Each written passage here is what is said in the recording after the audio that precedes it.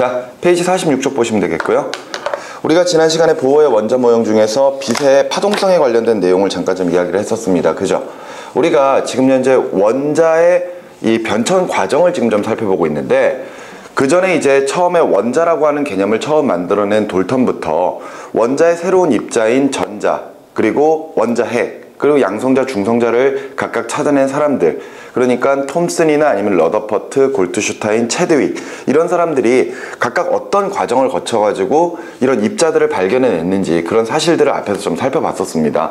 그러면서 특히나 이제 전자를 발견한 톰슨의 음극선 실험, 그 다음에 원자핵을 발견한 러더퍼트의 알파 입자 산란 실험에 대한 내용들은 좀 신경 써서 보셔야 된다 그랬거든요. 그러면서 이제 계속해서 원자 모형이 변천되어 간단 말이죠. 그런데 이후에 우리가 지금 배우고 있는 보호의 원자 모형이 등장하게 된 계기는 그전과는 좀 다르다 그랬습니다.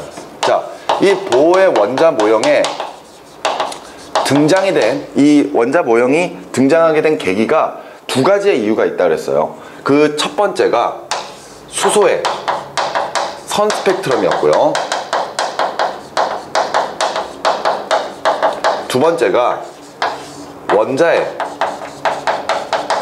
불안정성 때문이었습니다. 그러니까 기존에 원자핵을 발견한 러더퍼트의 궤도 모형에 따르면은 수소를 기체 방전관에 넣고 방전을 시켰을 때 거기에서 나오는 빛들을 관찰을 해보면은 모든 형태의 빛들이 다 나와야 되기 때문에, 즉 다양한 에너지들이 나와야 되기 때문에 우리가 만일 색깔을 볼 수 있는 가시광선 영역을 살펴본다면은 연속 스펙트럼이 나와야 된다 이거죠. 그치? 그런데 실제로 실험을 해보니까 그렇지 않았다라는 거죠. 그러니까 예측은 그렇게 했는데 실질적으로 우리가 가시광선 영역에 수소 원자의 스펙트럼을 살펴보면은 실제로는 400나노미터에서부터 700나노미터, 그러니까 빨주노초 파남보 영역에서 각각 선들이 이런 식으로만 나타나는 것을 관찰을 했던 거죠. 맞죠? 그러니까 이때 이런 사실들은 관측 사실을 통해서 수소가 방출하는 에너지는 불연속적이다. 그러니까 기존의 러더퍼트의 원자 모형에 따르면은 방출하는 에너지가 모든 형태가 다 나와야 되기 때문에 연속적인 에너지가 나와야 된다면은 지금 우리가 관측하고 있는 사실인 불연속적인 이런 흐름들을 어떻게 설명할 것인가, 거기에 대한 논란이 있었다라는 것이고, 원자의 불안정성이라고 하는 것은 전자가 원자의 근처까지 와서 충돌을 하게 됐을 때 그 시간 자체가 매우 짧았다라는 거죠.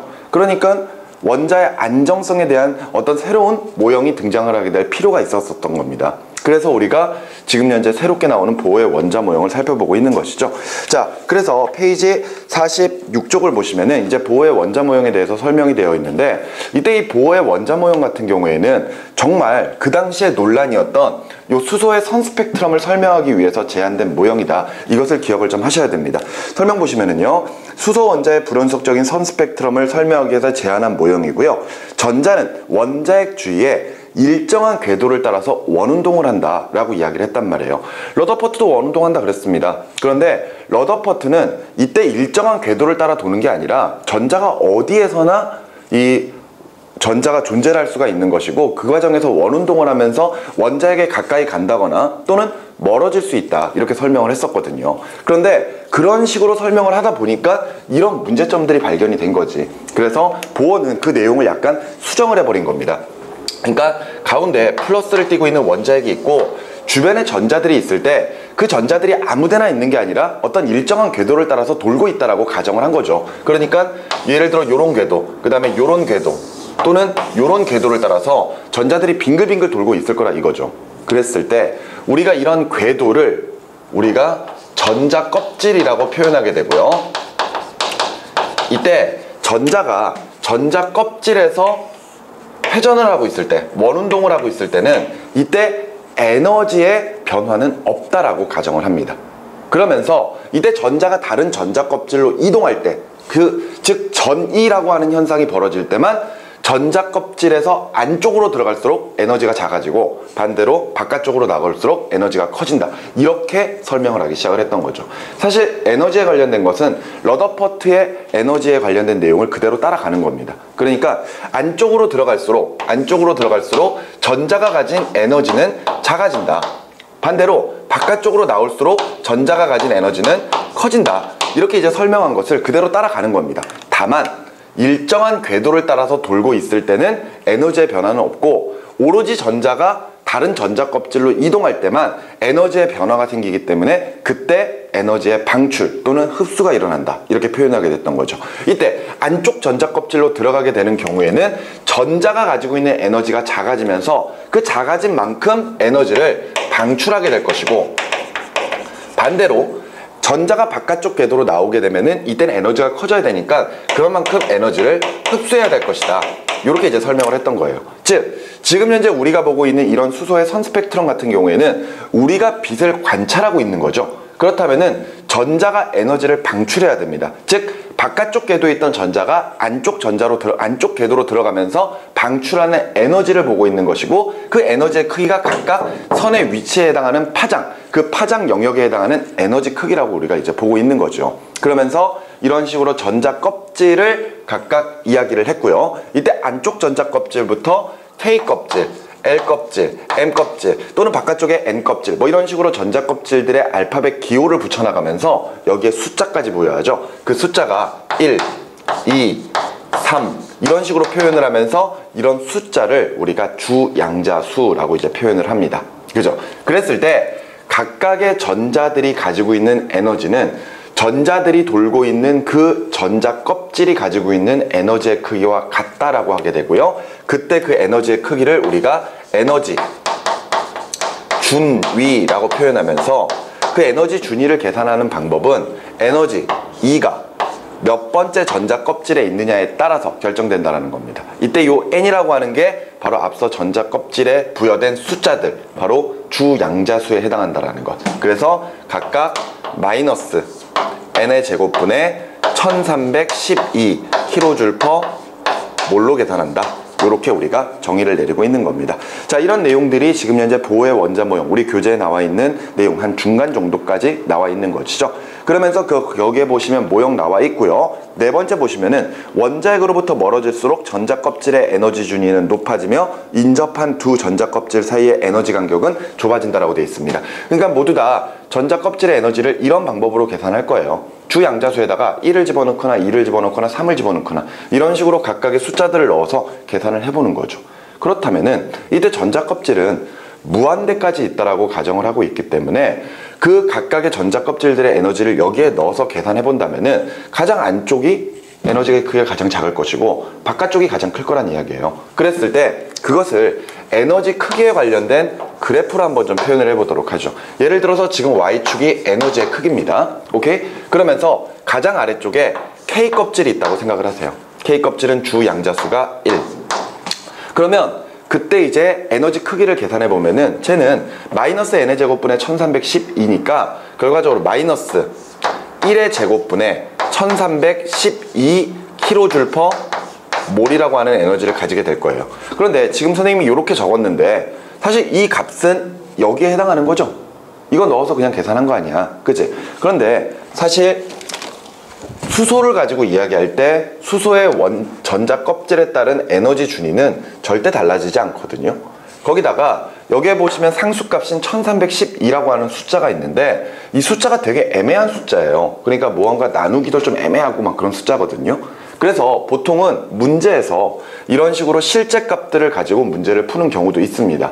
근데 어차피 실제 값이 있든 없든 크게 상관없는 거니까, 어차피 상수값이니까 에너지 준위를 가끔 거의 대부분 n의 제곱분에 k 그냥 상수값 집어넣고 그런 다음에 이제 kJ/몰 이렇게 표현을 합니다. 아시겠죠?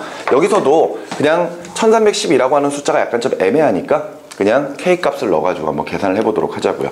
그렇다면은 이때 단위까지 좀 빼고요. 에너지가 이제 kJ/몰이다. 이렇게 정의를 해놓고 자 그냥 값만 계산을 해보도록 하겠습니다. 그러면은 K 껍질 같은 경우에는 n에다가 1을 넣어주게 되면은 이때 해당하는 값은 마이너스 K 값에 해당하겠죠. 그치?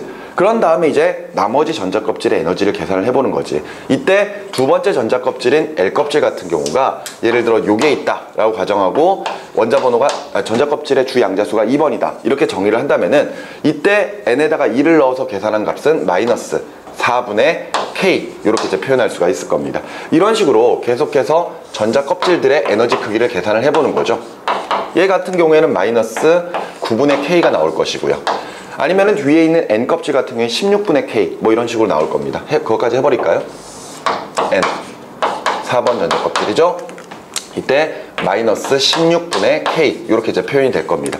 그런 다음에 어딘가 무한대가 있을 텐데, 무한대 같은 경우에는 마이너스 무한대의 제곱분의 K 해버리면 그 값이 그냥 0이 나와 버리거든요. 맞죠? 이런 식으로 각각 전자 껍질들의 에너지 크기를 계산할 수 있습니다. 이때 앞에 마이너스가 붙어 있기 때문에 마이너스 K가 가장 작고 0이 가장 큰 거겠죠. 그지? 그러면서 위로 올라갈수록 에너지 크기가 커지고 아래로 내려올수록 에너지가 작아진다. 이 사실을 우리가 확인할 수 있습니다. 그러면서 앞서 각각 위로 올라갈수록 인접한 두 전자 껍질의 에너지 간격이 줄어든다. 이 차이는 바로 요것을 이야기하는 거죠. 요 차이. 요 차이는 지금 현재 1번 전자 껍질과 2번 전자 껍질의 차이입니다. 그러면은 두 전자 껍질의 에너지 차이는 큰 데서 작은 데를 빼보면 되니까 계산을 해보면은 4분의 3K가 나올 거예요. 맞죠? 그런 다음에 요 전자 껍질 사이의 에너지 간격도 계산해 보면은 요거 해보면 되잖아. 그치? 이거 계산해 보시면 36분의 5K가 나올 겁니다. 오케이? 이런 식으로 한 번 더 요것을 계산을 해보면은 이거는 16분의 K에서 9분의 K 빼주면 되는 거잖아요. 그렇게 해서 계산하시면 요 값보다 훨씬 더 작아진다는 것을 확인할 수 있을 겁니다. 이런 식으로 위로 올라갈수록 각각 인접한 두 전자 껍질의 에너지 차이는 작아지게 될 것이고요. 이렇게 실제로 계산하다 보면은 예를 들어 1번 전자 껍질과 2번 전자 껍질 사이의 에너지 크기는 요만큼 차이가 나고 있습니다. 그런데 무한대에서 L 전자 껍질까지 셀 수도 없을 만큼 많은 전자 껍질들 사이의 에너지 크기를 계산해 보면은 0에서 마이너스 4분의 K 계산했을 때 얼마 나와요?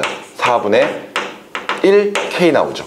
맞지? 그렇다면은 도리어 1번 전자 껍질과 2번 전자 껍질 사이의 에너지 크기가 L 전자 껍질과 무한대 전자 껍질 사이의 에너지 크기보다 훨씬 더 큰 에너지가 차이가 난다. 이런 것들 우리가 확인해 볼 수가 있습니다. 맞죠? 자, 이런 식으로 우리가 지금 보호의 원자 모형을 설명할 수 있어요. 그러면서 5번째 보시면 전자가 원자에게 가장 가까운 전자 껍질에 존재하는 상태, 즉 에너지 준위가 가장 낮은 전자 껍질에 전자가 있을 때를 바닥 상태라고 표현하고요. 그런 상태가 아닌 다른 전자 껍질에 전자가 위치하고 있다면 그것은 약간 에너지가 큰 상태, 들뜬 상태라고 이제 표현을 하게 되죠. 그치? 그런데 지금 우리가 보고 있는 건 무슨 원자예요?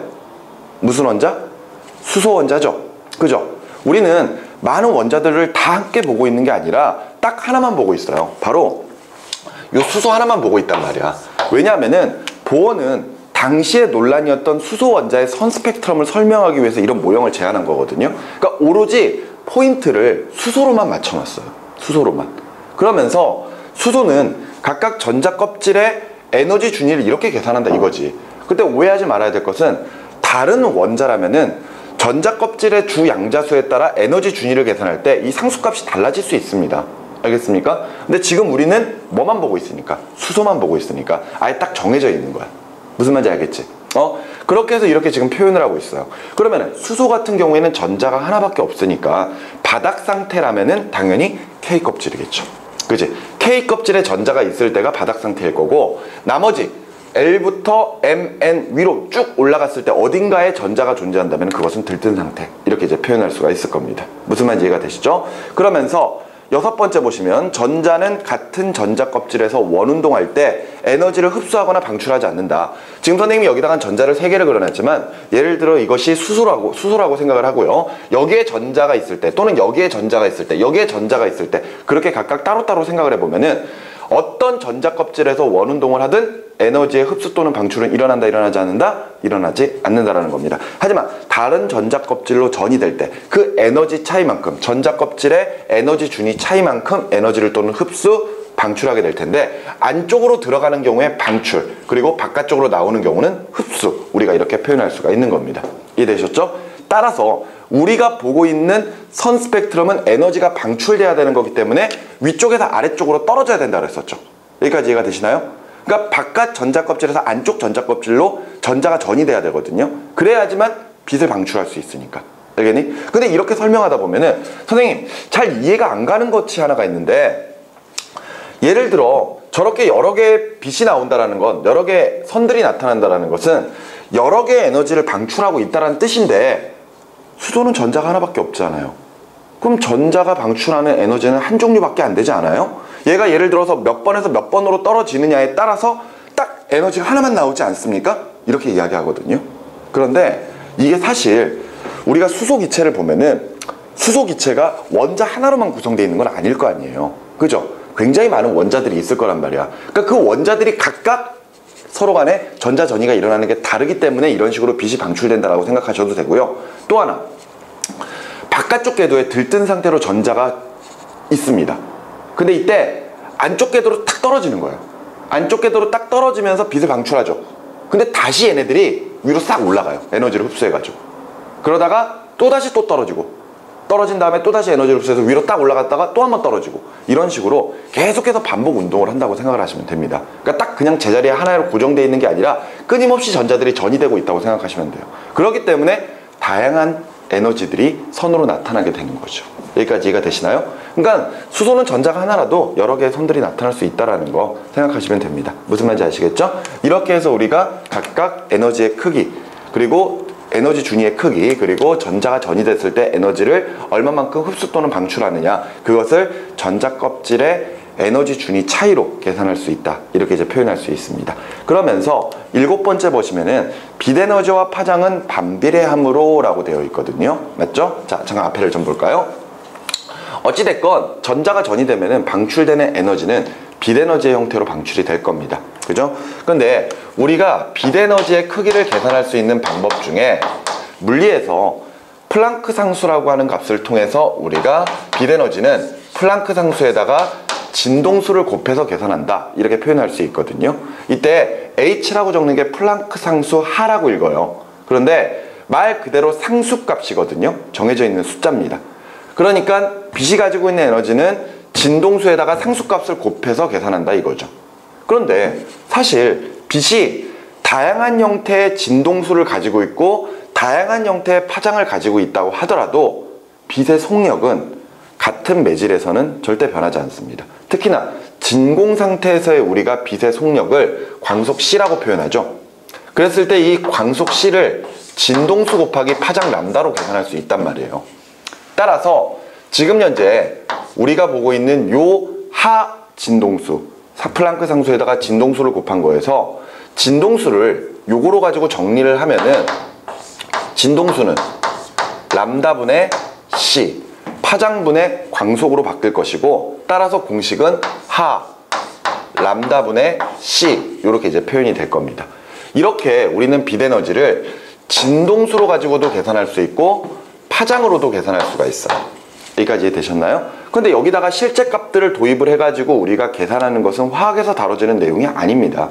뭐 예전에는 물리에서 이런 부분이 다뤄지기는 했었었는데 지금은 물리에서조차 이런 것들의 실제 값들을 넣어서 계산하지는 않고 있거든요. 그렇기 때문에 어찌 보면은 개념 자체로만 알고 계셔도 사실 문제는 없습니다. 근데 우리가 앞서 이야기했던 것처럼 실제 값을 넣어서 계산하는 게 아니고, 우리가 알아야 되는 것은 빛이 가지고 있는 에너지의 크기는 결과적으로 뭐에 비례한다? 진동수에 비례한다. 그리고 뭐에 반비례한다?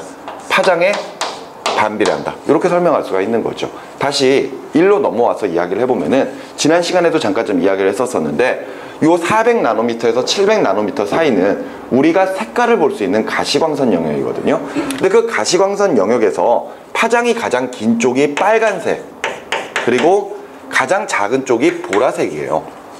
그래서 빨간색 쪽으로 갈수록 뭐가 길어진다? 파장은 길어진다, 이렇게 설명을 했습니다. 그런데 이때 뭐는 일정해? 광속은 일정하거든요. 빛의 속력은 일정해요. 그렇기 때문에 결과적으로 진동수는 어떻다? 작아진다. 맞죠? 근데 앞서 봤던 빛이 가지고 있는 에너지의 크기는 진동수에 비례하고 파장에 반비례하니까 빨간색 쪽으로 갈수록 파장이 길어지고 진동수가 작아진다면 에너지의 크기는 어떨 것이다? 작아질 것이다. 이렇게 우리가 설명할 수가 있는 거죠. 여기까지 이해가 되셨습니까? 그래서 지금 현재 보고 있는 요런 4개의 선들 중에서 에너지가 가장 작은 빛은 바로 요거겠죠. 요게 에너지가 제일 작습니다. 가장 파장이 기니까요. 그 다음에 2번째, 3번째, 4번째, 이런 식으로 이제 표현할 수가 있는 거죠. 이해가 되셨습니까? 이렇게 우리가 빛이 가지고 있는 에너지의 크기가 크다 작다 이런 거 설명할 수 있고, 에너지가 크면 파장은 크고 파장은 짧고 진동수는 크다라는 거. 반대로 에너지가 작으면은 파장은 길고 진동수는 작다라는 거. 그걸 꼭 기억을 좀 해주셨으면 좋겠습니다. 알겠죠? 그게 문제에서 어떻게 적용되는지 한번 내용을 살펴보도록 하자고요. 앞에 좀 보세요. 자, 예를 들어 수소가 전자전이 됐을 때 위쪽에서 아래쪽으로 떨어진다고 쳐봅시다. 그러니까 큰 에너지 준위를 가지고 있는 전자껍질에서 아래 낮은 전자껍질이 가지고 있는 그러니까 에너지 준위가 작은 전자껍질로 전이 된다고 볼게요. 예를 들어서 몇 가지 한번 상황을 한번 생각을 해보도록 합시다. 뭐 우리가 이미 벌써 계산을 해놨는데 예를 들어서 주양자수 3번 전자껍질에서 2번 전자껍질로 전자전이가 됐다라고 보자고요. 그러니까 M에서 L로 떨어진 거죠. 그랬을 때 방출되는 에너지의 크기는 큰 에너지에서 작은 에너지. 이때 3번 전자껍질이 가지고 있는 에너지를 E3라고 하고 그 다음에 2번 전자껍질을 E2라고 한다면은 큰 에너지에서 작은 에너지 빼주면 되거든요. 그러니까 앞서 우리 계산했던 것처럼 마이너스 9분의 K 마이너스 4분의 K 이렇게 해주면 되겠죠. 이렇게 해서 계산하면은 얼마 나온다? 플러스 36분의 5K 이렇게 이제 나오겠죠. 됐습니까? 그럼 이번에는 2번에서 1번으로 전자가 전이 된다고 치자고요. 그럼 이번에는 2번 에너지 준위에서 1번 에너지 준위를 빼주면 되겠죠. 그러면 똑같이 마이너스 4분의 K 마이너스 K 그러면은 얼마 나온다? 플러스 4분의 3 K가 나올 겁니다. 근데 이렇게 방출되는 에너지가 우리는 에너지 준위로 계산할 수 있어요. 그런데 이때 요 방출되는 빛, 이 얘네들이 가지고 있는 빛의 진동수와 파장 람다가 있을 거 아니야. 맞지? 그랬을 때 예를 들어서 이 빛이 방출하게 되는 진동수를 우리가 뭐 3번에서 2번으로 떨어지는 거니까 3번에서 2번이라고 한번 표현을 해볼까요? 알겠죠? 이런 진동수가 있으면은 이 빛이 가지고 있는 에너지랑 요 진동수는 서로 어떤 관계다? 비례관계다라는 거예요. 여기까지가 됩니까? 대신에 파장도 있겠죠. 파장은 3번에서 2번으로 갔을 때 그 파장이 에너지의 크기에 반비례할 거 아니야. 이해가 됩니까? 똑같은 방법으로 본다면은 여기에서도 진동수가 2번에서 1번으로 갈 때 비례할 것이고요. 이 진동수랑 비례할 것이고 마찬가지로 파장에는 반비례할 거거든요. 이해가 되시나요? 그러니까 요 이야기죠. 여기서 지금 방출되는 빛이 진동수가 이만큼, 파장이 이만큼. 그 다음에 2번에서 1번으로 떨어질 때가 진동수가 이만큼, 파장이 이만큼이라는 이야기입니다. 자, 그런 상태에서 이번에는 3번에서 1번으로 직접 바로 떨어진다고 쳐봅시다. 두 칸을. 그럼 이때는 방출되는 에너지가 3번에서 1번을 빼주는 거니까 마이너스 9분의 K 마이너스 K 이렇게 해주면은 플러스 9분의 8K가 나오겠네요. 맞죠? 이렇게 해서 이제 우리가 정리할 수 있거든요. 그러면은 여기에서 가지는 진동수랑 파장이 있을 거 아니야. 그랬을 때 얘가 가지는 진동수를 F, 파장을 람다 이렇게 한번 해보도록 합시다. 그랬을 때 요 위에서 우리가 계산한 진동수와 파장 그리고 아래 우리가 지금 보고 있는 요 진동수와 파장에 서로 간의 관계가 어떤 관계가 있냐 이거죠. 알겠습니까? 지금 보면은 한 칸씩 떨어지느냐 아니면 두 칸은 그냥 떨어지느냐 이겁니다.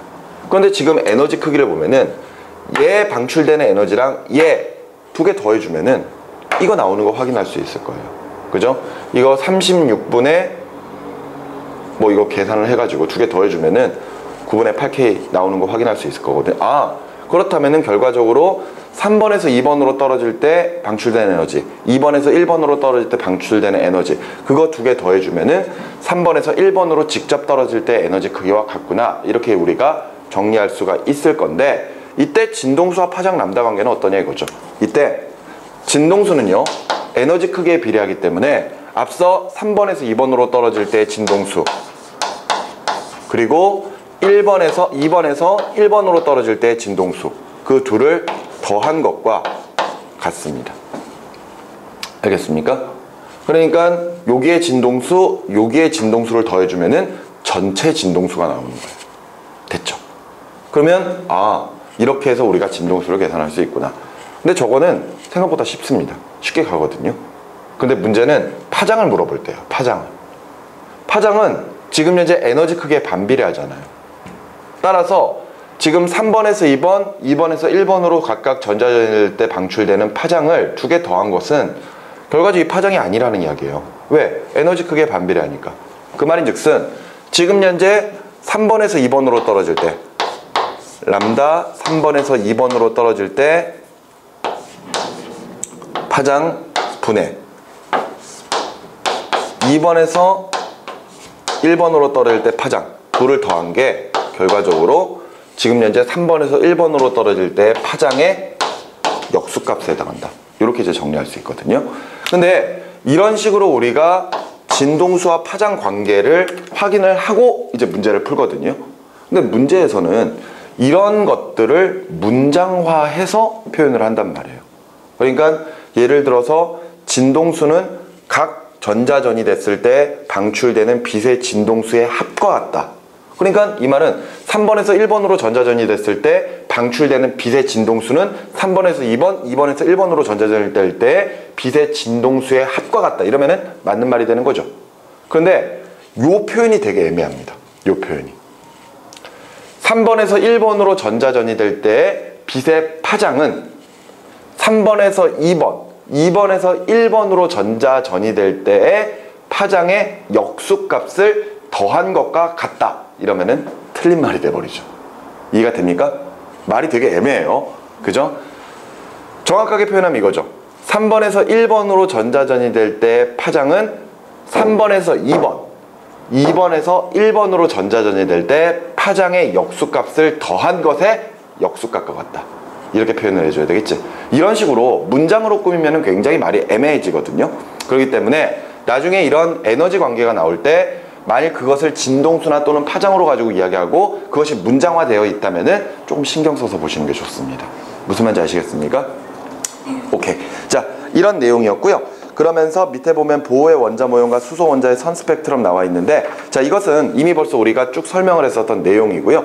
이때 선 스펙트럼이 나타나는 이유는 바깥쪽 궤도에서 안쪽 궤도로 전자전이 되면서 빛을 방출하기 때문에 그런 것이고, 항상 정해져 있는 에너지 크기를 가지고 있는 전자 껍질로 전자전이 되기 때문에 이 사이의 에너지는 방출될 수가 없는 거죠.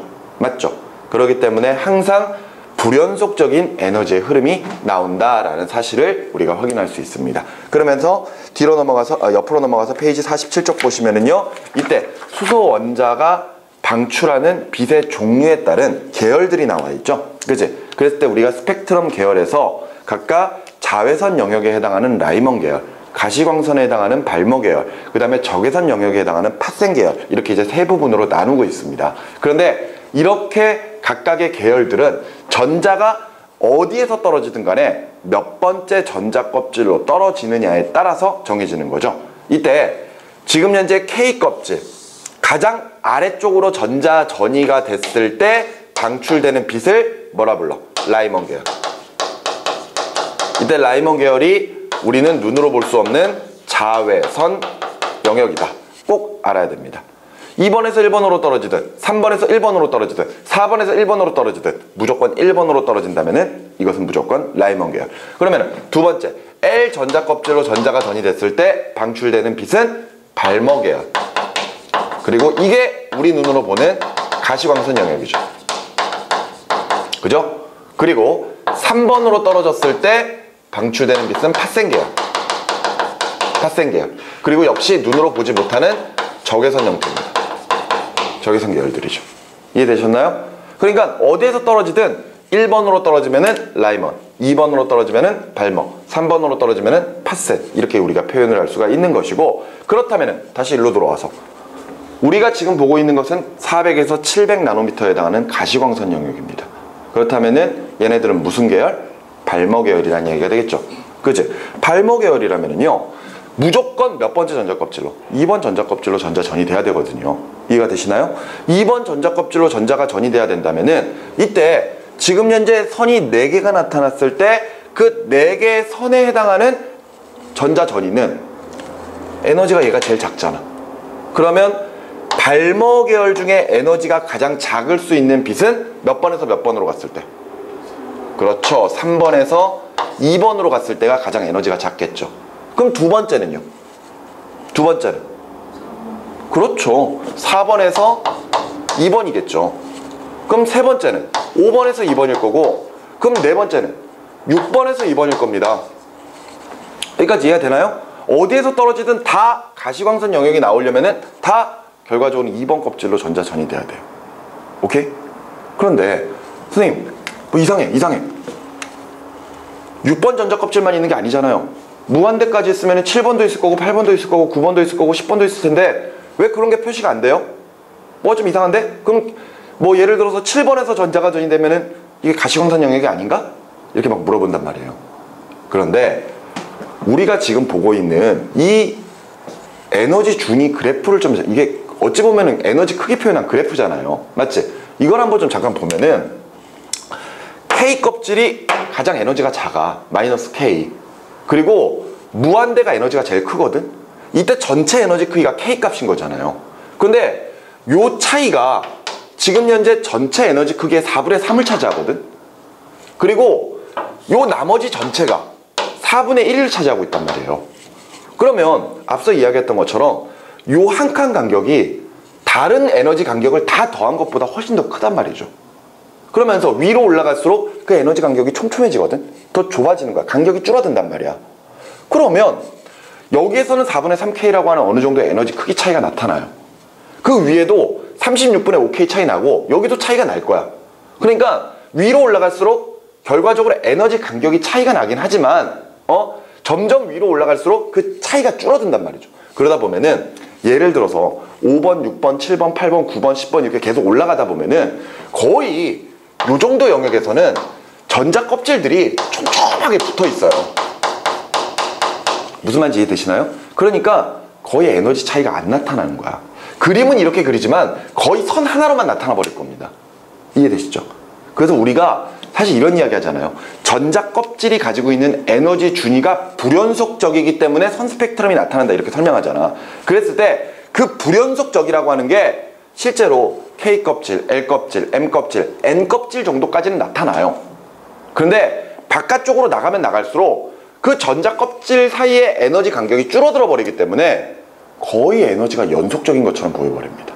그러니까 지금 현재 요 4번에 해당하는 요 에너지가 6번에서 2번일 수도 있는 거고 아니면 7번에서 2번일 수도 있는 거고 8번에서 2번일 수도 있는 거야. 우리가 그 차이를 눈으로 확인할 수가 없는 겁니다.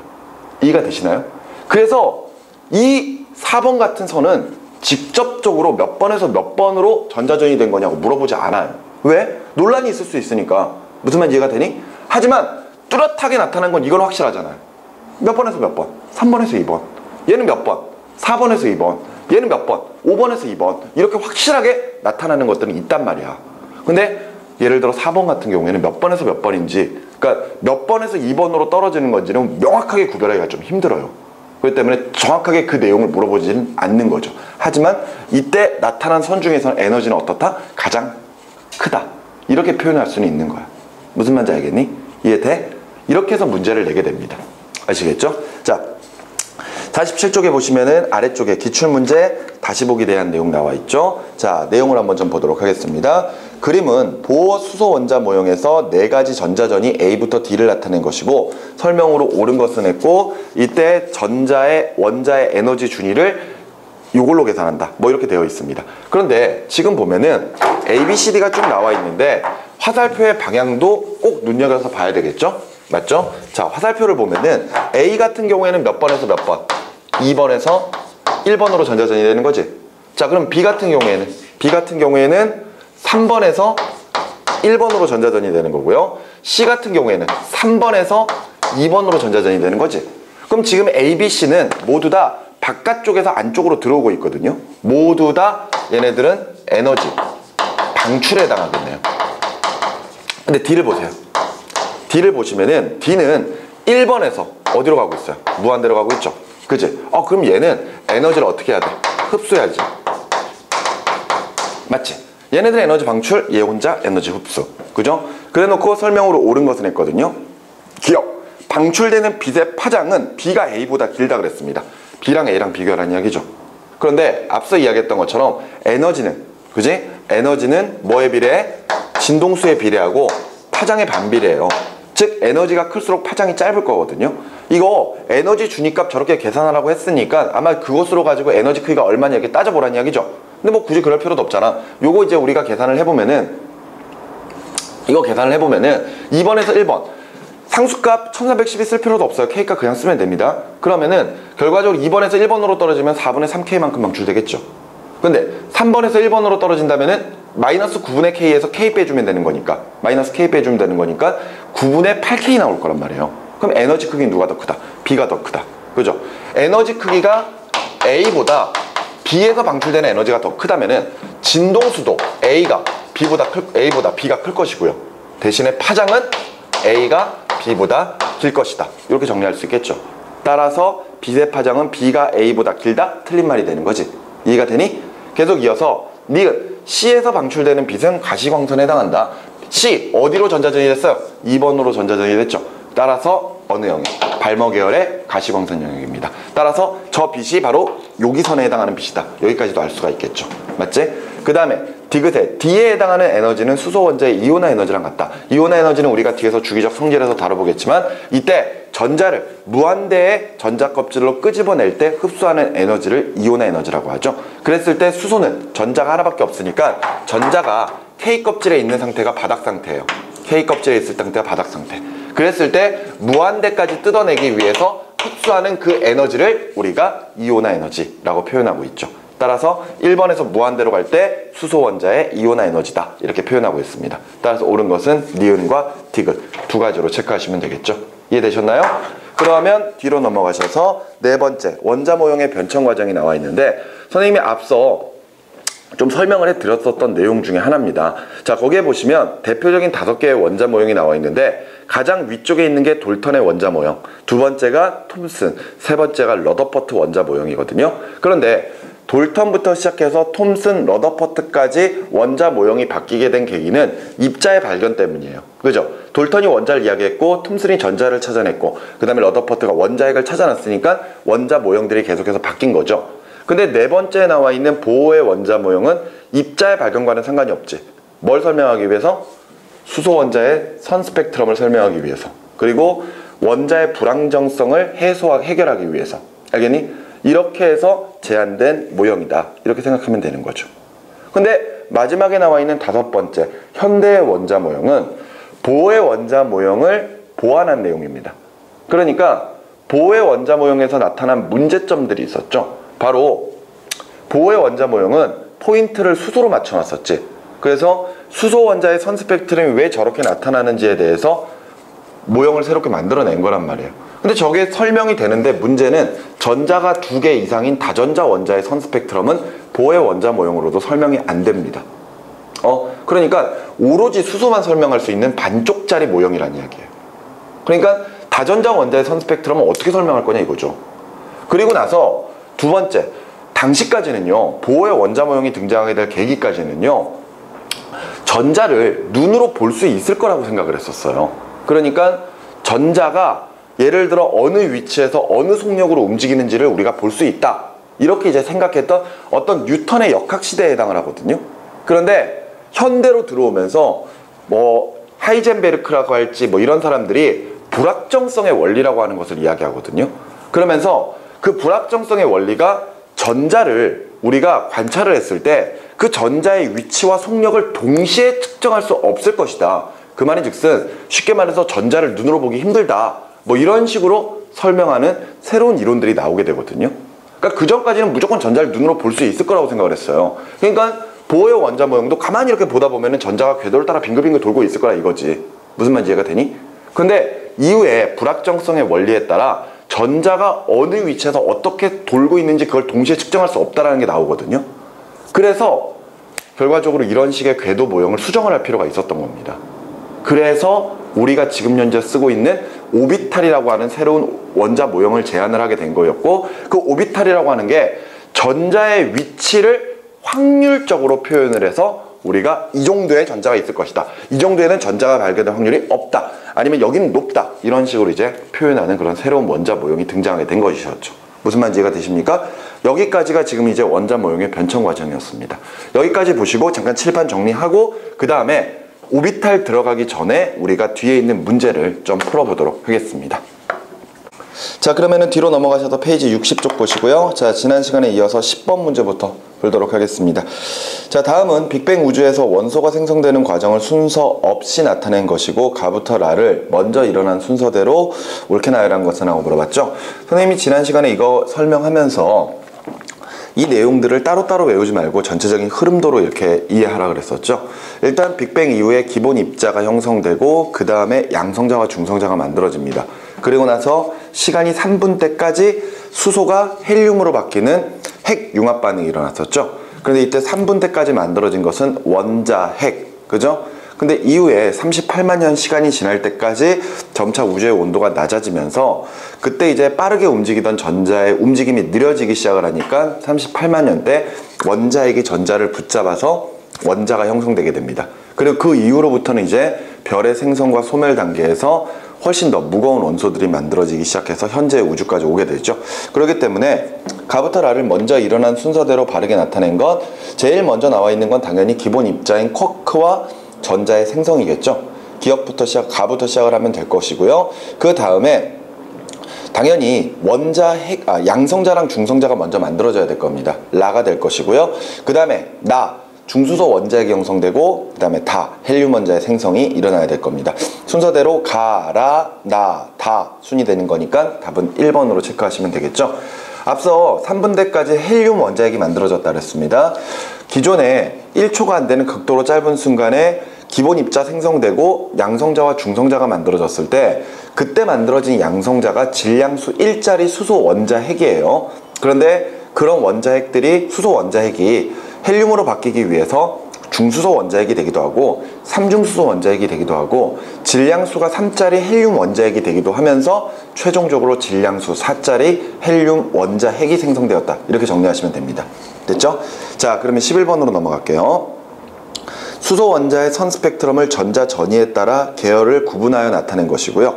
이에 대한 설명으로 옳은 것만을 고르라 그랬습니다.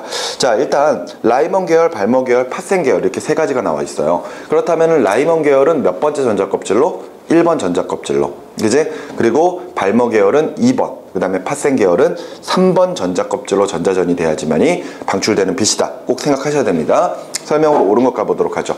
기억, 발머 계열에는 적외선이 방출되나요? 아니죠. 발머 계열은 우리가 눈으로 볼 수 있는 가시광선 영역. 기억은 틀렸고요. 니은의 파센 계열이 발머 계열보다 전자전이에 의해 방출되는 에너지가 크다.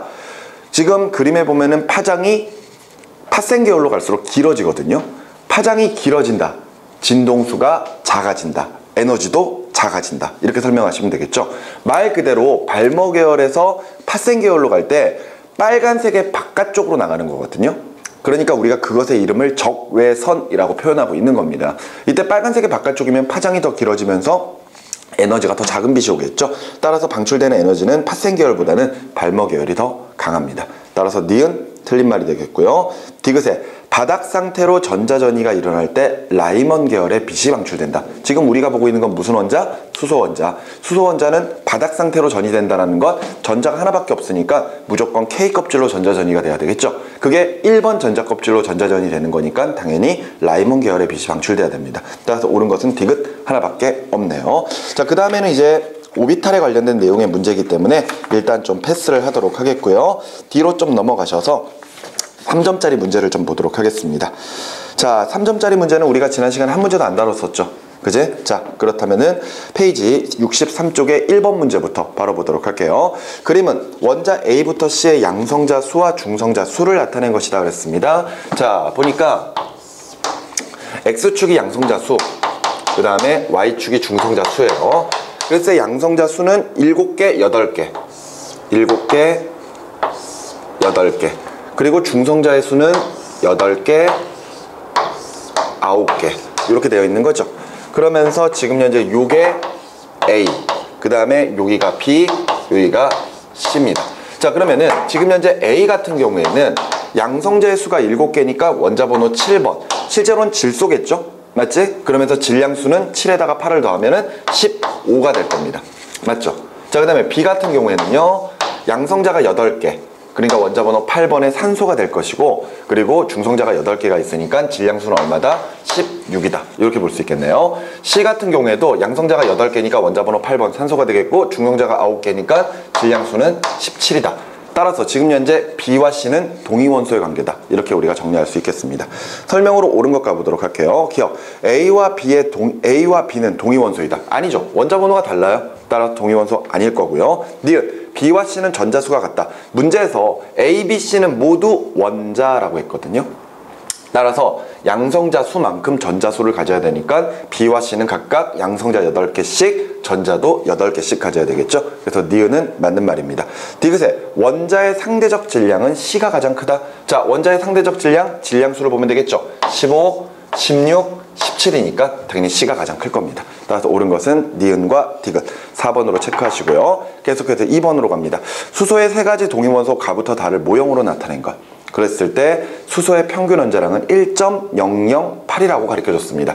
보면은 가 같은 경우에는 양성자가 하나니까 원자번호 1번에 그제 중성자가 없죠? 그제 질량수 1짜리 수소가 되겠네요. 그 다음에 나 같은 경우에는 양성자 하나에 중성자가 하나가 있으니까 질량수 2 중수소가 될 것이고요. 그 다음에 다는요, 양성자 하나에 중성자가 2개가 있으니까 결과적으로 질량수 3 3중수소가 될 겁니다. 그런데 문제에서 평균 원자량이 1.008이 나왔다 그랬거든요. 평균 원자량은 각각의 질량수에다가 존재 비율을 곱해서 평균값을 낸 거죠. 그런데 이 3가지의 동위원소의 평균 원자량이 1이 나왔다는 이야기는, 1에 가까웠다는 이야기는 거의 대부분 질량수 1짜리 수소로 존재한다는 사실로 우리가 해석할 수가 있을 겁니다. 설명으로 옳은 것 가보도록 할게요. 기억. 질량수가 가장 큰 것은 다이다. 그렇죠. 질량수는 3짜리 수소가 제일 크겠죠. 그러니까 기억 맞는 이야기고요. 니은. 자연계 존재 비율이 가장 큰 것은 가이다. 그렇죠. 평균 원자량이 거의 1에 가까우니까 1짜리가 가장 많을 것이다. 예측할 수 있을 겁니다. 그 다음에 디귿에 원자 표시법으로 나는 하고 물어봤거든요. 이렇게 표시하면 되겠죠. 원자번호 1번의 질량수 2짜리. 따라서 디귿도 맞네요. 옳은 것, 기억, 니은, 디귿 모두 체크해 주시면 되겠습니다. 넘어갈게요. 3번을 보시면은 원자 가부터 다를 모형으로 나타낸 것이고 각각 입자들을 그림으로 표현을 해놨죠. 그러면서 설명으로 옳은 것은 하고 물어봤습니다.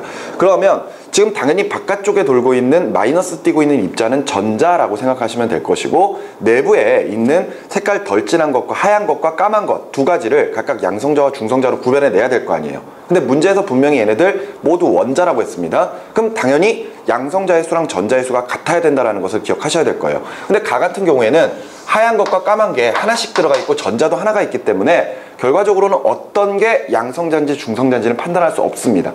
그죠? 근데 나 같은 경우에는 하얀 거 하나에 까만 게 2개가 붙어 있으니까 2개 붙어 있고 바깥쪽에 전자가 하나가 있으니까, 아, 그렇다면은 당연히 전자가 하나라면 양성자도 하나겠구나. 따라서 하얀 녀석이 뭐다? 양성자다. 그리고 까만 녀석이 중성자다. 이렇게 판단할 수 있겠죠. 따라서 가 같은 경우에는 양성자 하나에 중성자가 하나 붙어 있으니까 원자번호 1번 수소의 질량수가 2짜리 수소가 되겠죠. 중수소가 될 겁니다. 나 같은 경우에는 원자번호 1번의 질량수 3짜리 3중 수소가 될 것이고요. 됐죠? 그럼 다 같은 경우에는 하얀 거 2개, 그죠? 까만 게 2개가 있고 전자가 2개가 있으니까 원자번호 2번의 질량수 4짜리 헬륨 모형일 것이다. 이렇게 판단할 수 있을 겁니다. 설명으로 옳은 것 가볼게요. 기억. 색깔 진한 녀석은 중성자이다. 맞죠? 그지? 하얀 게 양성자고 까만 게 중성자예요. 니은의 가와 나는 동위원소이다. 같은 원소죠. 동위원소 관계. 그 다음에 디귿. 같은 질량 속에 들어가 있는 원자 수는 다가 나보다 많다. 지금 다랑 나랑 비교해야 되거든요. 근데 나는 질량수가 3이고 다는 질량수가 4예요. 그러면은 쉽게 말해서 얘 1몰 질량이 얼마? 1몰 질량이 얼마? 3g. 그 다음에 얘는 1몰 질량이 몇 g? 4g. 이렇게 판단할 수 있죠. 그러면은 1g당 들어있는 원자 수는 얘는 3분의 1몰, 그 다음에 얘는 4분의 1몰 이렇게 정의할 수가 있겠죠. 원래대로 우리가 실제로 이렇게 적어보지 않아도 당연히 같은 질량당 원소의 수는, 원자의 수는 무거울수록 적게 들어있고 가벼울수록 많이 들어있겠죠. 그치? 이렇게 우리가 쉽게 판단할 수 있거든요. 따라서 나가 더 많이 들어있다, 이런 거 쉽게 판단할 수 있습니다. 그래서 디귿 틀렸다는 거 알거든요. 그런데 이렇게 정리한 이유는 이게 실제로 문제에서 많이 쓰이는 형태이기 때문이에요. 알겠죠? 그래서 나중에도 예를 들어 이런 식의 문제가 나오거나 이것보다 조금 더 복잡한데 예를 들어서 g당 뭐 원자수랄지 아니면 뭐 기타 등등 뭐 이런 걸 물어본다면은 이런 식으로 적어놓고 문제를 푸는 게 훨씬 더 유리할 겁니다. 아시겠죠? 옳은 것은 기억과 니은 두 가지 3번으로 체크하면 되겠죠? 자, 계속 넘어가서 4번을 보도록 하죠. 다음은 음극선에 대한 몇 가지 실험이고요. 이 실험 결과를 알 수 있는 음극선의 성질로 옳은 것만을 보기에서 있는 대로 고른 것은 하고 물어봤습니다. 자, 먼저 첫 번째 실험은 장애물을 설치하면 그림자가 생긴대요. 이거는 음극선의 직진성을 나타내고 있는 것이죠. 그 다음에 두 번째 실험은요. 수직 방향으로 전기장을 걸어주면 음극선이 플러스 극 쪽으로 휘는 것. 바로 음극선이 마이너스 전하를 띠고 있다는 사실을 알려주고 있는 내용입니다. 디귿의 세 번째, 음극선의 진로에 바람개비 설치했을 때 바람개비가 돌아가는 것은 음극선이 질량을 가진 입자의 흐름이라는 것을 알 수가 있는 거죠. 그래서 우리가 이 세 가지를 통해서 결과적으로 전자는 마이너스 전하를 띤 입자다라는 것을 우리가 확인할 수가 있는 겁니다. 그랬을 때 이 실험 결과로 알 수 있는 것만 찾으라고 그랬어요. 기억에 직진한다. 첫 번째 실험으로 확인할 수 있죠. 두 번째, 니은 플러스 전하를 띠고 있나요? 아니죠. 마이너스 전하를 띠고 있는 것이고요. 디귿에 질량을 가진 입자의 흐름이다. 맞는 말이죠. 따라서 옳은 것은 기억과 디귿 3번으로 체크해 주시면 되겠습니다. 넘어가셔서 5번 문제 계속해서 볼게요. 원자 AB 그리고 이온 C와 D의 중성자와 질량 수를 나타낸 것이고요. 설명으로 옳은 것은 했습니다. 자, A는요 원자예요. 근데 중성자가 8개고 질량 수가 얼마야? 15지. 그러면은 양성자는 몇 개 있다? 7개 있다. 따라서 원자 번호 7번 이렇게 정리할 수 있겠네요. 자, 그 다음에 B 같은 경우에는 지금 중성자가 8개고 질량 수는 16이에요. 그러면 양성자의 개수도 8개다. 이렇게 정리할 수가 있겠네요. 이해되시죠? 자, 그 다음에 C를 가보죠. C 같은 경우에는 이가 음이온이에요. 이가 음이온인데 중성자의 수가 10개고 질량 수가 18이거든요. 그러면은 당연히 얘 같은 경우에도 양성자의 개수 몇 개 있다? 8개 있다. 이렇게 정리할 수 있을 것이고, D 같은 경우에는 일가양이온입니다. 일가양이온인데 중성자가 12개, 질량 수가 23이거든요. 그러면은 원자 번호는 몇 번? 11번이다. 이렇게 정리할 수 있겠죠. 그럼 지금 현재 양성자 수는 7개, 8개, 8개, 11개예요. 그죠? 중성자는 표에 나와 있으니까 필요가 없고 전자 수를 볼까요? 전자 수 같은 경우에는 A, B는 원자니까 양성자 수와 같은 7개와 8개를 가질 겁니다. 그런데 C는 이가 음이온이에요. 전자 2개 얻어야 되죠. 그러니까 전자 수 몇 개? 10개. 맞죠? 그리고 D 같은 경우에는 전자가 1개 부족할 테니까 전자 몇 개? 10개. 이렇게 정리할 수 있겠네요. 됐죠? 그렇다면은 설명으로 옳은 것 가보죠. 기억. A의 양성자 수는 8개이다. A 양성자 수 몇 개야? 7개지? 그지? 틀렸네요. 니은에 C 이가 음이온은 B의 음이온이다. B의 음이온이다. 자, 얘네 둘. 지금 보면은 둘은 동위원소 관계잖아요. 그지? 그러니까 같은 원소. 근데 얘가 음이온이다. 맞습니까? 틀려요. 왜? 뭐가 달라? 질량수가 다르잖아. 맞지? 그러니까 B의 음이온이려면은 16짜리 질량수를 가지고 있는 녀석이 이가 음이온의 형태로 존재를 해야 됩니다. 무슨 말인지 아시겠나요? 이해돼? 화학적 성질은 같아도 물리적 성질이 다르잖아. 그러니까 동위원소 관계라고 하더라도 C가 B의 음이온이다 이러면은 틀린 말이 되는 거죠. 이해되셨나요? 그래서 니은 틀리고요. 디귿에 D 일가양이온의 전자수는 10개이다. 양성자가 11개인데 전자가 하나가 부족하죠. 그래서 전자의 수 10개. 따라서 옳은 것은 디귿 하나만 2번으로 체크하시면 되겠죠. 됐나요? 자, 계속해서 6번 같은 경우에는 원자 A부터 D의 질량수와 중성자의 관계를 나타냈습니다. 자, 뭐 아까 풀어봤던 문제랑 동일한 거죠. 대신에 이번에는 다 원자예요. 자, A 같은 경우에는 지금 질량수가 얼마? 질량수가 얼마? 2. 맞지? 그러면서 중성자가 하나니까 원자 번호 1번. 맞죠? 그 다음에 B 같은 경우에는 질량수가 3. 그러면서 중성자도 또 하나네요. 중성자가 또 하나면은 얘는 원자 번호 2번. 그 다음에 C 같은 경우에는 질량수가 3이고 중성자의 수가 2개니까 양성자 몇 개? 1개. 맞지? 그 다음에 D 같은 경우에는 질량수가 4고요. 그 다음에 중성자의 수도 2개니까 양성자 2개. 원자 번호 2번. 그렇다면은 A와 C가 지금 현재 수소로 동위원소 관계고요. B랑 D가 헬륨으로 동위원소 관계인 거죠. 맞지? 자, 그랬을 때 설명으로 옳은 것. 기억. A는 양성자가 1개이다. 양성자 1개. 원자 번호 1번이죠. 니은 A와 C는 동위원소이다. 둘 다 원자 번호 1번이기 때문에 수소, 동위원소 관계고요. 디귿, B와 D는 전자수가 같다. 동위원소 관계예요. 원자번호 2번이거든요. 그러면서 둘 다 얘네들 원자잖아. 전자수 둘 다 2개입니다. 그래서 옳은 것 기억, 니은, 디귿 5번으로 체크하시면 되겠습니다. 됐나요? 자, 계속해서 7번입니다. 자, 그림은 양성자와 중성자로부터 헬륨 원자핵이 형성되는 두 가지의 과정을 모형으로 나타낸 것이고, 이에 대한 설명으로 옳은 것은 하고 물어봤습니다. 자, 수소핵 융합 반응인데요. 자, 제일 첫 번째 보면은 지금 양성자가 있고 중성자가 따로따로 있어요. 맞죠? 근데 얘네들이 합쳐지거든?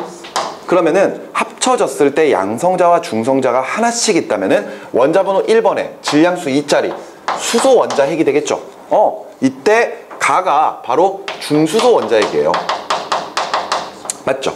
근데 이렇게 만들어진 중수소가 또 두 가지의 과정을 거치거든요. 이때 위쪽으로 올라가게 되면은 지금 색깔 덜 진한 녀석이랑 붙잖아요. 뭐랑 붙는 거야? 중성자랑 붙는 거지. 이해가 돼? 그림 보여줬거든.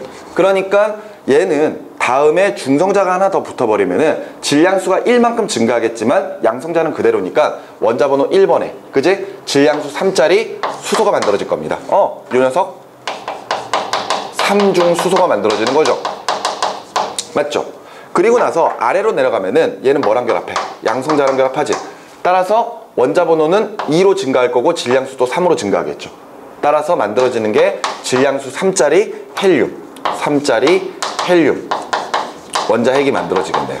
그런 다음에 각각 나와 다가 또다시 양성자와 결합하고 중성자와 결합을 해서 최종적으로 만들어지는 게 양성자 2개, 중성자 2개를 가지고 있는 원자번호 2번 질량수 4짜리 헬륨 원자핵이 만들어진 거죠. 됐지? 지금 현재 가, 나, 다 세 가지가 나와 있습니다. 설명으로 옳은 것 갈게요. 기억.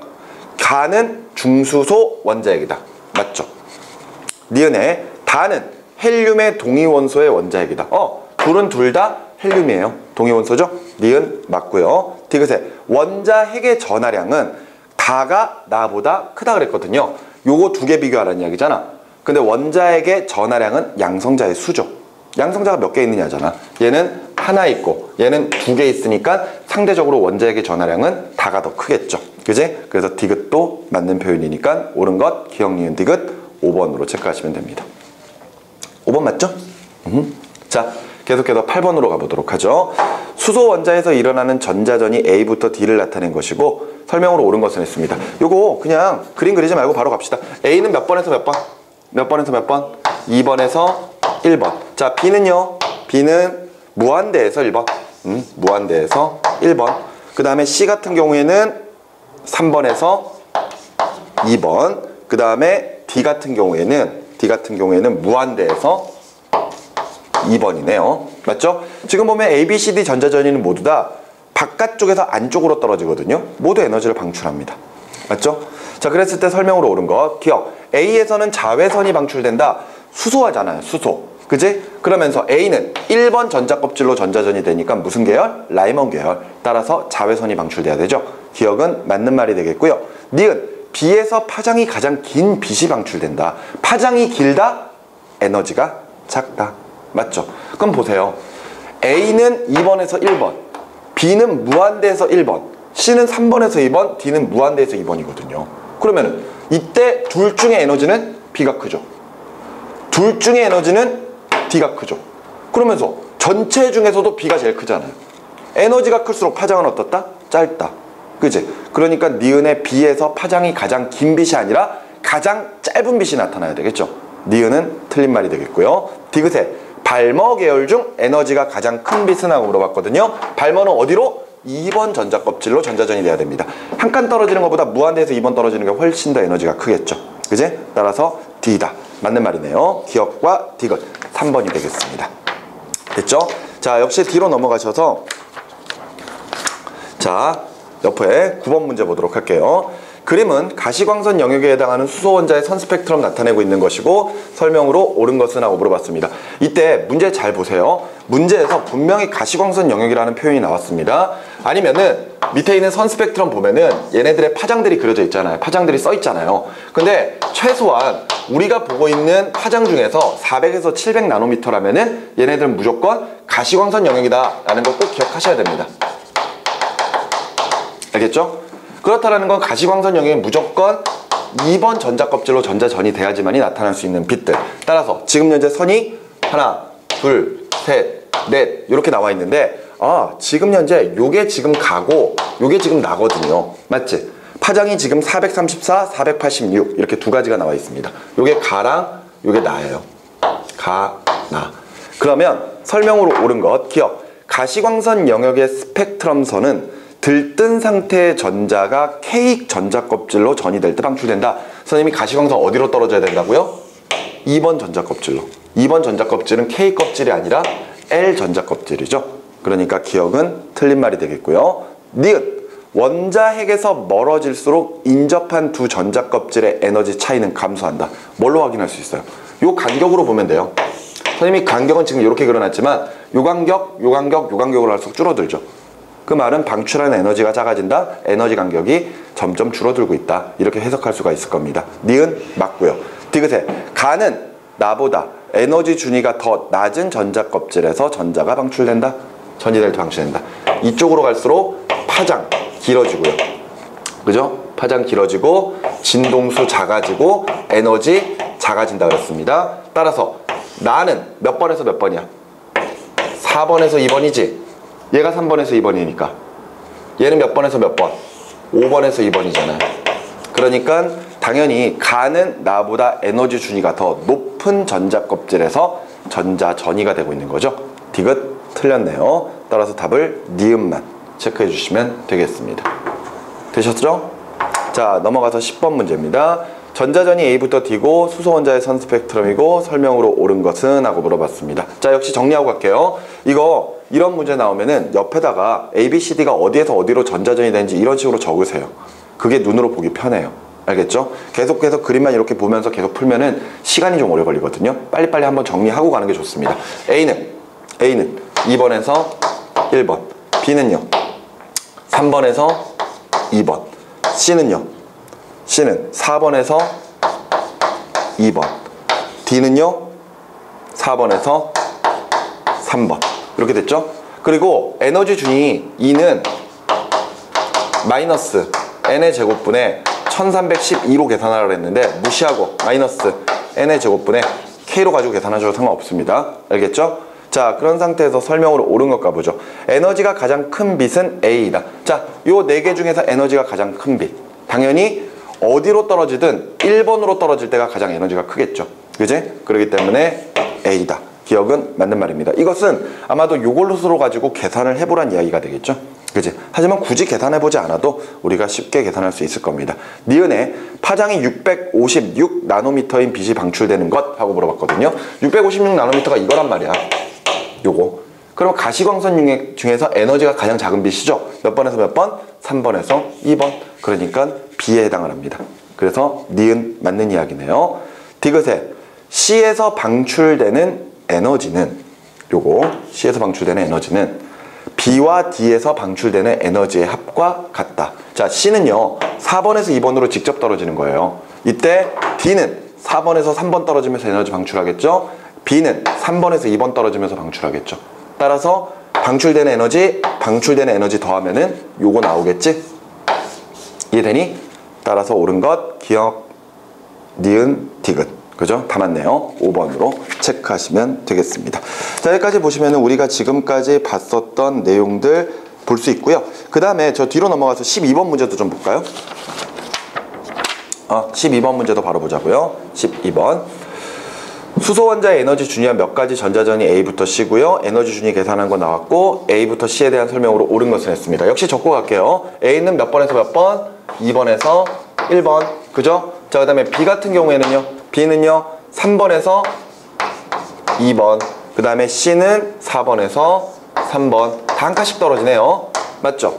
자, 그랬을 때 설명으로 옳은 것은 했습니다. 기억. A에서 에너지가 가장 큰 빛이 방출된다. 역시 요 값을 통해서 계산하라는 이야기거든요. 근데 굳이 계산 안 해도 A가 방출되는 빛이 가장 크겠지 알 수 있습니다. 그러니까 기억은 맞는 말이 되겠고요. 니은에 방출되는 빛의 진동수는 B가 C보다 작다 그랬거든요. 둘의 에너지 크기 비율하는 이야기지. 에너지는 진동수에 비례하고 파장에 반비례합니다. 맞죠? 둘 중에 에너지 누가 커요? B가 크죠. 에너지는 B가 C보다 더 큽니다. 맞죠? 3번에서 2번 떨어지니까 4번에서 3번 떨어지는 것보다 크니까. 따라서 진동수도 누가 커야 돼요? B가 C보다 커야 되죠. 파장은 B보다 C가 길어야 되죠. 물어보는 건 뭐야? 진동수잖아. 맞지? 진동수니까 B가 C보다 작다가 아니라 크다가 돼야 되죠. 니은 틀린 말이네요. 디귿에 방출되는 빛의 파장의 B는 A 대 B가 몇 대 몇이냐고 물어봤거든요. 자, 앞서 이야기했던 것처럼 파장은 에너지에 반비례합니다. 따라서 에너지의 B가 몇 대 몇인지를 알면 되겠죠. 맞지?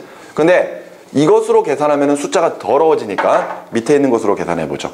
그러면은 A가 방출하는 빛의 에너지 크기는 2번에서 1번이니까 마이너스 4분의 1K에서 마이너스 K 해주면 되겠죠? 뭐 얼마? 플러스 4분의 3K 요게 될 것이고요. 그 다음에 또 뭐 물어봤냐? B 같은 경우에는 3번에서 2번으로 떨어지는 거니까 마이너스 9분의 K에서 마이너스 4분의 K 따라서 얼마? 플러스 36분의 5K가 나오겠네요. 그러면은 지금 현재 에너지의 B A 대 B는 그죠? 4분의 3 대 36분의 5잖아요. 그러면은 9 곱해주면은 36분의 27대 그지? 36분의 5 따라서 27대 5가 나올 겁니다. 맞죠? 근데 지금 우리가 계산한 건 에너지. 그렇다면은 이때 진동수의 B도 A 대 B는 몇 대 몇? 27대 5가 나와야 되겠지? 그런데 파장은 A 대 B가 27분의 1 대 5분의 1이잖아요. 따라서 몇 대 몇? 5 대 27이 나와야 됩니다. 당연히 A가 파장이 짧아야 되겠죠. 맞지? 그렇기 때문에 디귿 맞는 말. 따라서 옳은 것은 기억과 디귿 3번으로 체크를 해주시면 되죠. 됐나요? 이렇게 해서 우리가 지금 교재 내용에서 살펴봤던 것 중에 지금 EBS 교재의 2점짜리와 3점짜리 문제는 정리를 좀 해봤습니다. 그러면 선생님이 따로 드린 이 미래로 교재에 2013년 출제됐던 원자의 구조 부분에 관련된 문제를 몇 문제만 좀 찾아서 좀 풀어보도록 하겠습니다.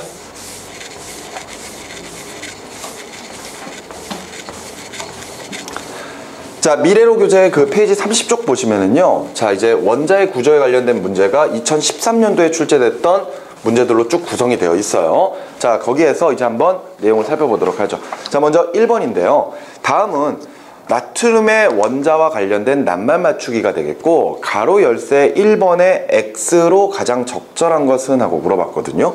그런데 이거 지금 보면은 각각 네모칸이 몇 글자가 나오는지가 나와 있거든요. 지금 우리가 보고 있는 게 원자번호 11번에 그지?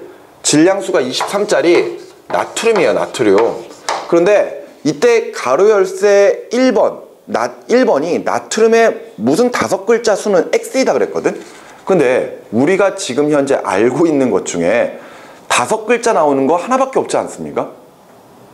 물론 뭐 뒤로 가다 보면은 뭐 이온화 이런 6글자니까 뭐 전자친화도 할지 전기음성도 할지 5글자가 나오는 게 있는데 사실 무슨 수는 이렇게 이야기하는 거는 한 개밖에 없어요. 뭐 원자과 전자수. 그렇지 않니? 그러니까 실제로 이게 이제 원자과 전자수거든요. 근데 봐봐. 세로 열쇠를 보면은 그러니까 이게 5칸이잖아요.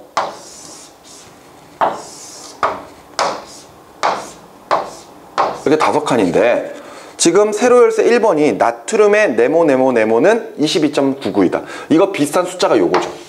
그지? 이거 비슷한 숫자잖아.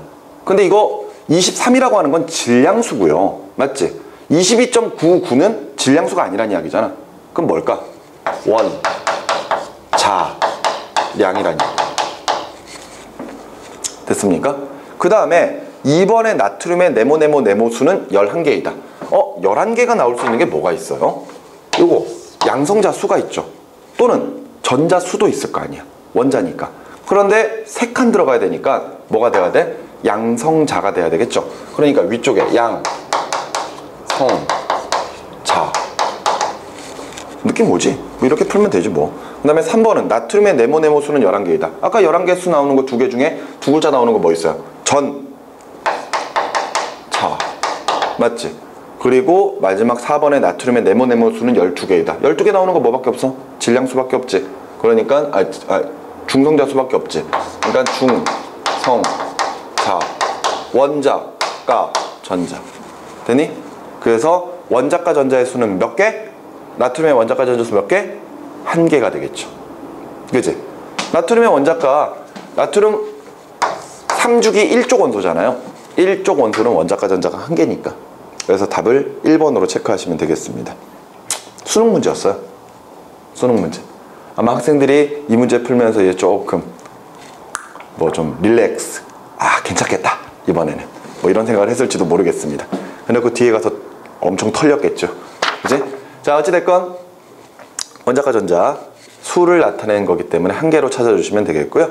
계속해서 2번으로 가도록 할게요. 그림은 주 양자수 n에 따른 수소 원자의 에너지 준위를 나타내고 있는 것이고, 표는 수소 원자의 가시광선 영역 선 스펙트럼에 연속되어 나타난 4개의 선을 파장순으로 나타낸 것입니다. 이때 선 A2에 해당하는 빛의 에너지가 16분의 3 이만큼이래요. 이때 설명으로 옳은 것을 골라라 라고 했습니다. 그죠? 지금 문제에서 주 양자수 n에 해당하는 에너지 준위를 각각 지금 다 표현을 하고 있는 건데, 이때 가시광선 영역의 선 스펙트럼만 보여주겠다라고 이야기했거든요. 맞죠? 그럼 생각해봐. 우리 수소 원자의 가시광선 영역은 선이 이렇게 4개 나타나지 않니? 이렇게? 맞지? 그래놓고 지금 현재 밑에 A1, A2, A3, A4가 되어 있어요. 그러면은 이게 지금 연속된 숫자인데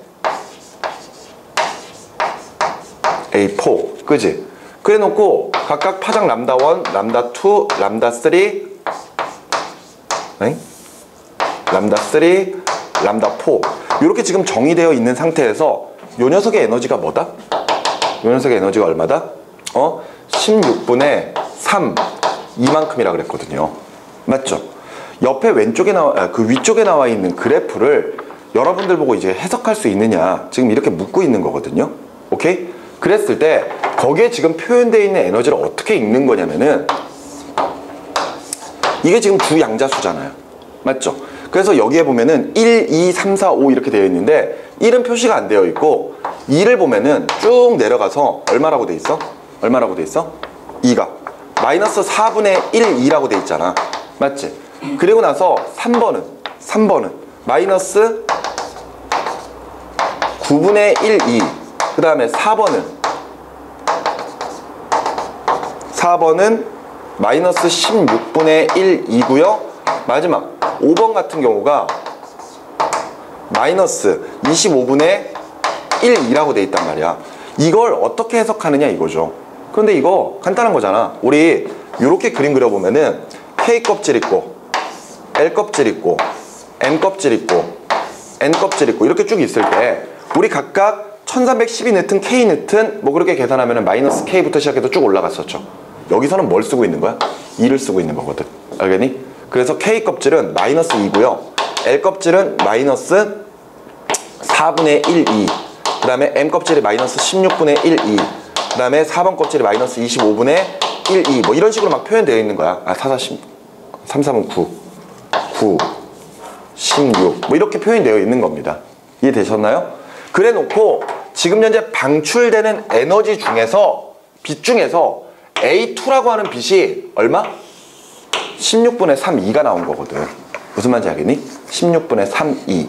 그러면은 이 16분의 3, 2라는 것은 바로 인접한, 그러니까 가시광선 영역이니까 2번 전자 껍질로 떨어졌을 때, 그러니까 여기로 떨어졌을 때 방출되는 에너지 이야기하는 거잖아. 맞죠? 그러면은 선이 4개 나타났다면은 요거, 그다음에 요거, 뭐 요거 이렇게 떨어져야 되겠네요. 맞죠?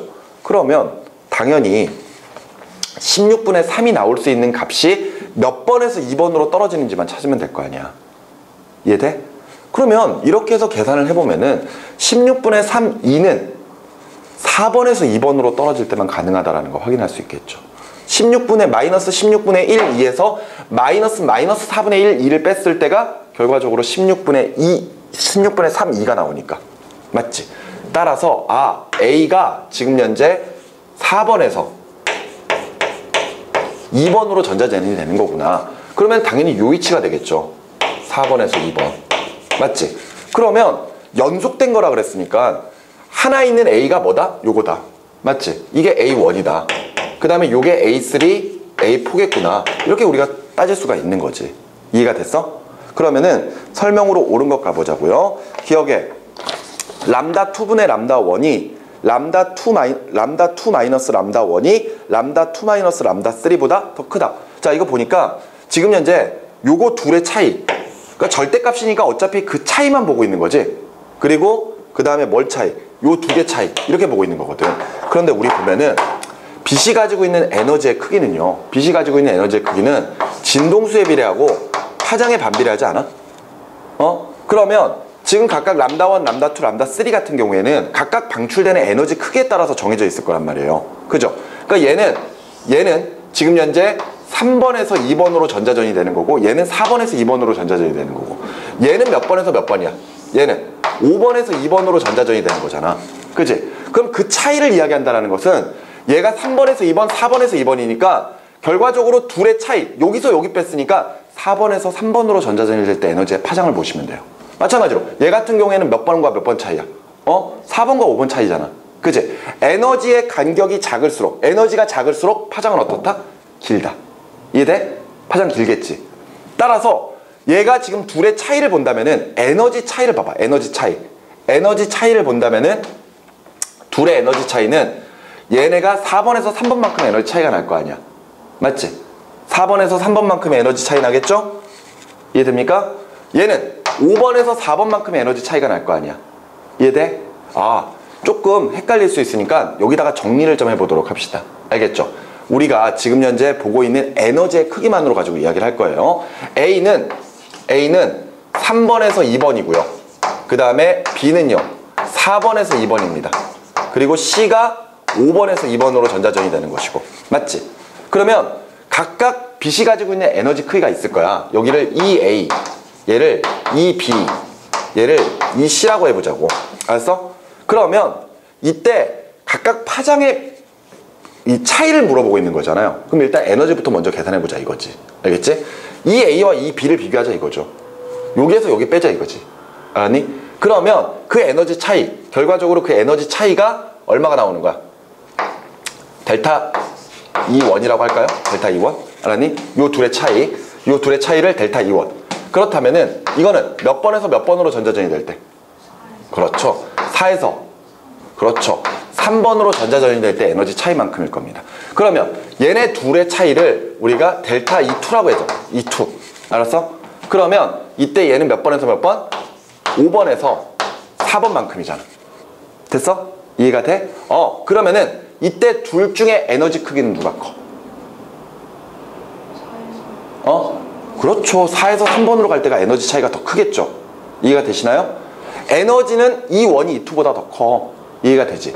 그러면 에너지는 결과적으로 델타 E1이 델타 E2보다 더 큽니다.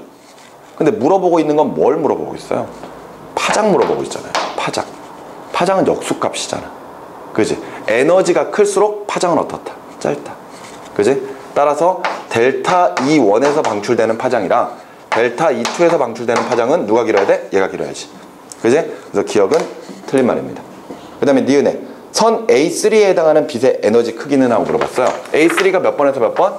5번에서 2번이거든. 맞지? 그럼 지금 현재 5번이 얼마야? 마이너스 25잖아. 이거. 요거. 그런 다음에 요거 빼주면 되겠죠. 맞지?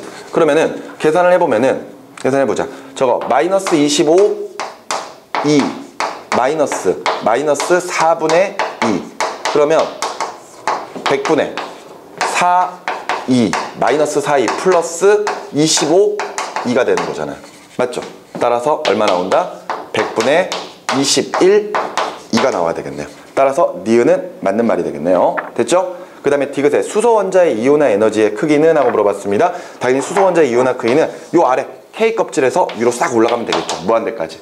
따라서 이만큼 에너지를 흡수해야 될 겁니다. 답을 4번으로 체크해 주시면 되겠죠. 되셨나요? 자, 넘어가셔서 3번 갈게요. 표는 바닥 상태인 원자 가부터 다에 대한 자료이고요. 이거는 오비탈이니까 패스하도록 하겠습니다. 4번으로 갈게요. 자, 원자 또는 이온 모형이고 설명으로 옳은 것을 했습니다. 우리 아까 풀어봤던 문제랑 상당히 비슷한데 이번엔 가를 보면은 색깔 진한 녀석하고 하얀 녀석 둘을 비교하고 있는데 바깥쪽에 전자가 하나밖에 없어요. 그러면서 지금 뭐라고 표현했습니까? 원자번호 1번에 질량수 3짜리 지금 현재 수소다 이렇게 표현해놨죠. 그러면은 당연히 까만 게 뭐다? 까만 게 양성자다. 그리고 하얀 게 중성자다. 이렇게 판단할 수 있을 것이고 당연히 얘 전자 하나니까 원자다. 이렇게 판단할 수 있을 겁니다. 그럼 가는 가 같은 경우에는 까만 거 몇 개? 3개. 하얀 거 3개죠. 맞나요? 그러면 원자번호 3번에 질량수 6짜리 리튬이 될 것이고요.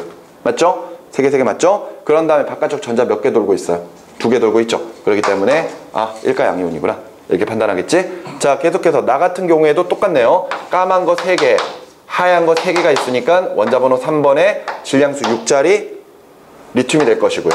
그지? 얘는 전자 몇 개? 3개니까 원자. 그 다음에 다 같은 경우에는 까만 게 3개, 그 다음에 하얀 게 4개. 맞죠? 그러면은 원자번호 3번에 그지? 질량수 7짜리 리튬이 되겠죠. 그리고 전자 3개니까 원자. 그럼 지금 얘네 셋은 모두 원자번호 3번의 리튬인데 얘만 이온이고 얘네 둘은 각각 원자 상태고 얘네 둘 동위원소 관계죠. 설명으로 옳은 것입니다. 까만 녀석이 중성자인가요? 아니죠. 까만 것은 양성자예요. 그죠? 기억은 틀린 말이 되겠고요. 니은, 가는 양이온이다. 양이온이죠. 그 다음에 디귿에 나와 다른 동위원소이다. 동위원소 관계. 따라서 옳은 것은 니은 디귿 4번으로 체크해 주시면 되겠습니다. 자, 5번 패스하고요. 6번으로 계속 갈까요? 6번 같은 경우에는요. 지금 수소 원자에서 A에서 B의 전자전이 A부터 D를 점의 좌표 A, B로 나타낸 것이고 주 양자수 크기, 에너지 준이 다음과 같이 계산한다고 설명되어 있습니다. 그러면서 설명으로 옳은 것을 했는데 자, A는요. 지금 스몰 A에서 스몰 B로 전자전이 되는 거예요. 따라서 몇 번에서 몇 번? 1번에서 2번으로 전자전이 되는 거죠. B 같은 경우에는요. 라지 B 같은 경우에는 지금 3번에서 2번으로 전자전이 되네요. 그 다음에 C는요. 2번에서 1번으로 전자전이 되는 거고 D는 3번에서 1번으로 전자전이 되는 거고 그러니까 지금 현재라면은 A만 에너지를 흡수해야 되고 나머지는 다 방출해야 됩니다. 그 상태에서 설명으로 옳은 거 기억 A에서 에너지를 흡수한다. 맞죠? 그 다음에 니은 C에 해당하는 빛의 파장은 B에서보다 길다. 자, C랑 B랑 비교해야 됩니다. 얘는 3번에서 2번, 2번에서 1번이에요. 에너지는 누가 커? C가 크지. 파장은 B가 길죠. 그지? 파장을 물어봤으니까. 그러니까 C에서 해당하는 빛의 파장이 B에서보다 길다? 틀린 말이죠. 진동 에너지 크고 진동수 크고 파장 짧고요. 그래서 니은 틀리고 디귿에 D에 해당하는 빛의 에너지는 B와 C의 에너지의 합과 같다. 3번에서 1번, 3번에서 2번, 2번에서 1번 두 개 더한 거 D가 되겠죠. 답을 기억 디귿 3번이 되겠네요. 그죠? 자, 7번입니다. 알파 입자 산란 실험 나왔네요. 이 실험으로 발견한 건 뭐죠? 원자핵.